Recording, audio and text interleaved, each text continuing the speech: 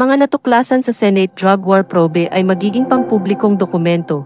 Ayon kay Pimentel, Manila, Pilipinas, maaaring magkaroon ng access ang International Criminal Court sa mga ulat at dokumentong nakalap ng Senate Blue Ribbon Subcommittee sa kanilang investigasyon sa drug war ni dating Pangulong Rodrigo Duterte. Ayon kay Senate Minority Leader Aquilino Coco Pimentel III. Binanggit ni Pimentel, ang leader ng oposisyon at tagapangulo ng subcommittee, na ang mga dokumentong malilikha mula sa pagdinig ay ituturing na pampublikong dokumento.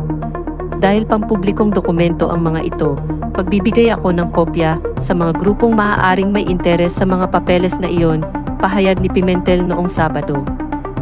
2 araw bago ang nakatakdang pagbubukas ng investigasyon ng Senate panel. Gayunpaman, binigyang diin niya na ang interes ng Pilipinas ang bibigyang prioridad at hindi niya aktibong ibabahagi ang mga dokumento sa mga pandaigdigang entidad. Sa mga pagkakataong maaaring humingi ang AFP ng access sa mga testimonya ng saksi o iba pang sensitibong impormasyon, sinabi ni Pimentel na hihingi siya ng patnubay mula kay Senate President Francis Escudero at iba pang miyembro ng Senado.